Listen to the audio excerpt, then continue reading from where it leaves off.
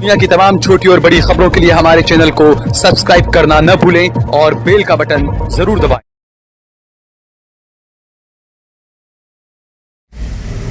वक्त मैं भावनगर के सीहोर के मेमन कब्रिस्तान में खड़ा हूँ। बताया जाता है कि ये कब्रिस्तान तकरीबन 120 साल पुराना है, 150 साल कहा जाता है।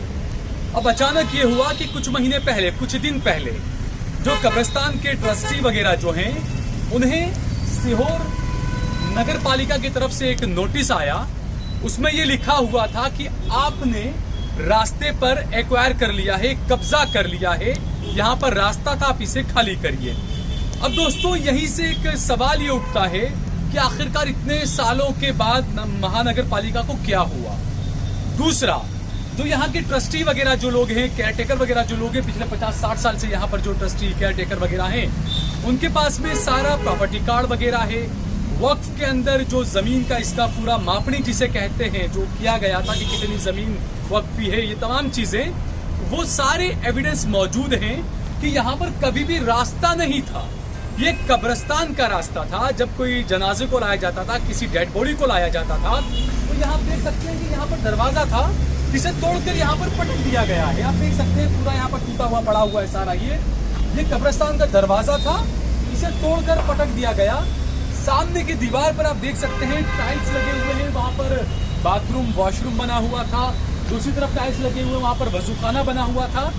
ये रास्ता था, जब जनाजा को अंदर लेकर आते थे कब्रिस्तान के अंदर, तो इसी रास्ते से लाया जाता था। लेकिन ये कहा गया कि आपने अतिक्रमण कर लिया है, कब्जा कर लिया है, ये नोटिस आया। अब दोस्तों यहाँ पर समझने वाली बात, और ये सभी के लिए एक मिसाल है कि जब ऐसे वक्त की प्रॉपर्टी के ऊपर कुछ चीजें ऐसी होती है तो आपको क्या करना चाहिए। यहाँ के जो लोग हैं, यहाँ के जो ट्रस्टी हैं, वाहिद भाई वगैरह जो लोग हैं यहाँ पर, इन्होंने ये किया कि नगर पालिका का जो नोटिस था उसे लेकर वो सीहोर की कोर्ट में चले गए, सेशन कोर्ट में, सिविल कोर्ट में। और यहाँ से कोर्ट ने तारीख दे दी कि आप फला तारीख को आई। उसके बाद में कहा गया कि जो जज थे सुनवाई करने वाले, उन्हें कोरोना हो गया, तो एक और डेट बढ़ गई। अब ये कोर्ट में सब जुडिस मैटर थी, लेकिन उसी दौरान महानगर पालिका ने सारा तोड़फोड़ कर दिया। यहाँ पर रास्ता बना दिया, दरवाजा तोड़कर रख दिया।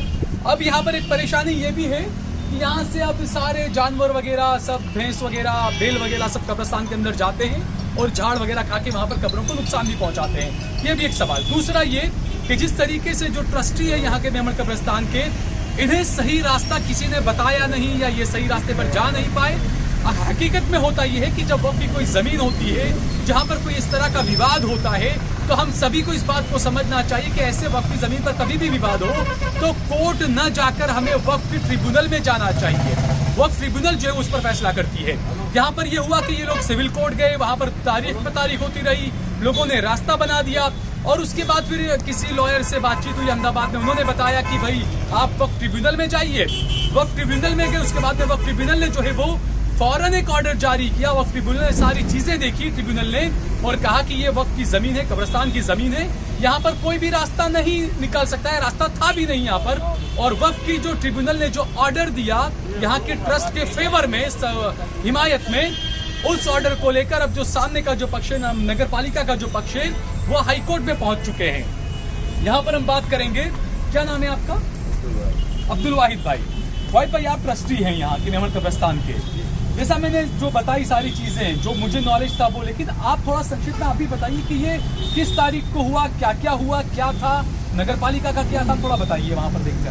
जब नगर पालिका की नोटिस मिली तो हमने सीधा वो नोटिस का जवाब दिया उसको, और सीधे हम कोर्ट में चले गए। कोर्ट में हम दाखिल हो गए, तो कोर्ट ने हमें 28 तारीख दी थी। 28 तारीख को हमारी नहीं हुई तो हमको 11 तारीख दी, 28 जनवरी, 28 जनवरी, फिर 11 तारीख मिली। और 11 तारीख और 28 तारीख के बीच में 2 तारीख को नगर पालिका ने आकर हमारी कुछ बात सुने बगैर, कुछ बात की सुने बगैर हमको कुछ समझ में आवे उससे पहले उससे तोड़ना ने वो सब डाल और रास्ता बना दिया। रास्ता बना। तो ये जो रास्ता जा रहा है पीछे, ये पीछे क्या है? सोसाइटी है, घर है, या क्या है? तो सोसाइटी कई सालों से बनी हुई है, और उसका रास्ता अलग है पहले से? रास्ता तो है ही अलग, वो साइड है ही।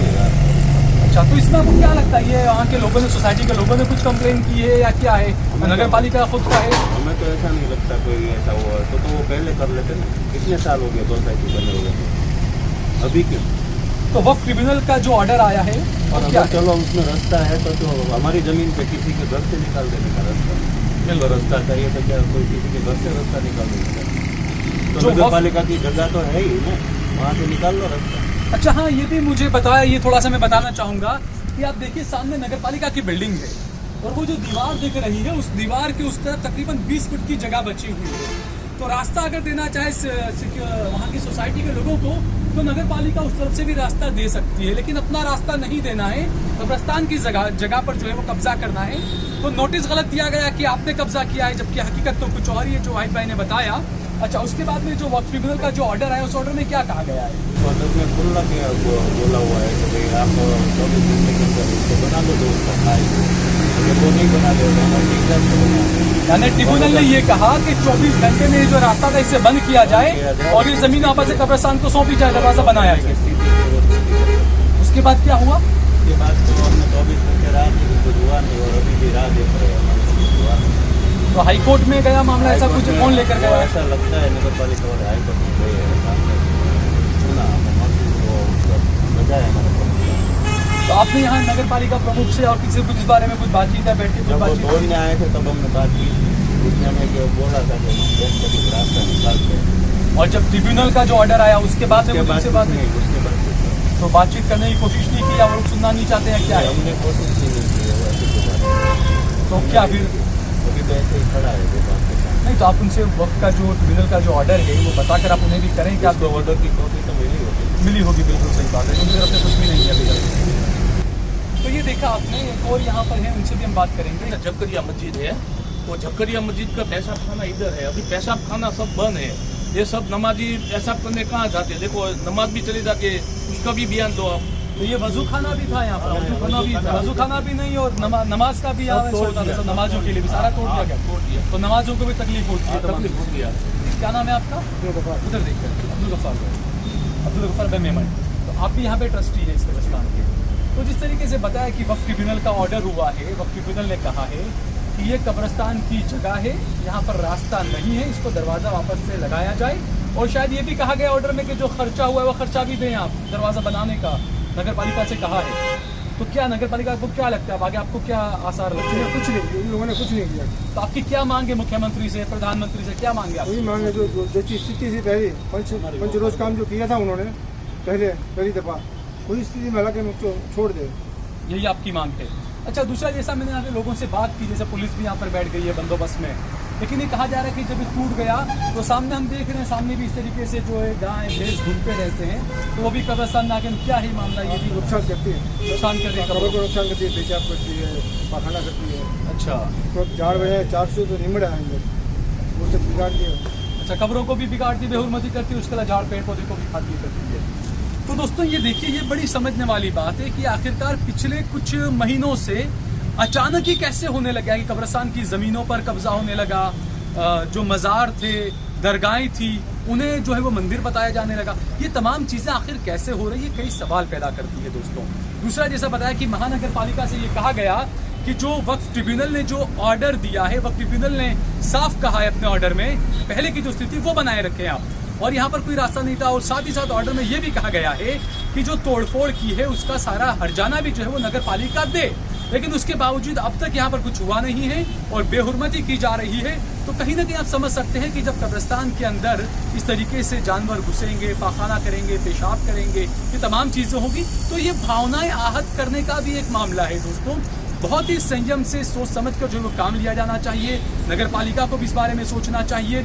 और यहाँ पर जो मांग की गई है, यहाँ के जो ट्रस्टियों ने जो मांग की है, उस मांग पर भी जो है वो सरकार को भी ध्यान देना चाहिए और बड़ी अनहोनी ना हो, कुछ ऐसी घटना ना घट जाए, उससे पहले जो है मामले को समझ लेना चाहिए। और दूसरा, जैसा मैंने वीडियो की शुरुआत में कहा कि इस बात को बेदारी लाने की जरूरत, इस बात को लेकर लोगों को इस बात को समझना चाहिए कि वक्फ की जमीनों से जुड़ा हुआ जब भी कोई मामला हो तो आप कोर्ट कचहरी न जाएं, आप पहले वक्फ ट्रिब्यूनल में जाएं, वहां से आप जो भी होता है उसकी कानूनी कार्रवाई की शुरुआत जो है वक्फ ट्रिब्यूनल ने करें, वही सही रास्ता है। उसके बाद आगे जहां जाना होता है वो जा सकते हैं, लेकिन सही रास्ता यही है। तो यहाँ पर जो ट्रस्टी लोगों ने किया, जो वक्फ ट्रिब्यूनल से बात की, वहां से ऑर्डर हुआ, अब देखना है सरकार इसमें आगे क्या करती है, नगर पालिका इसमें क्या करती है, ये अब देखने वाली बात है। कैमरामैन बकुल परमार के साथ सहल कुरैशी, देश लाइव।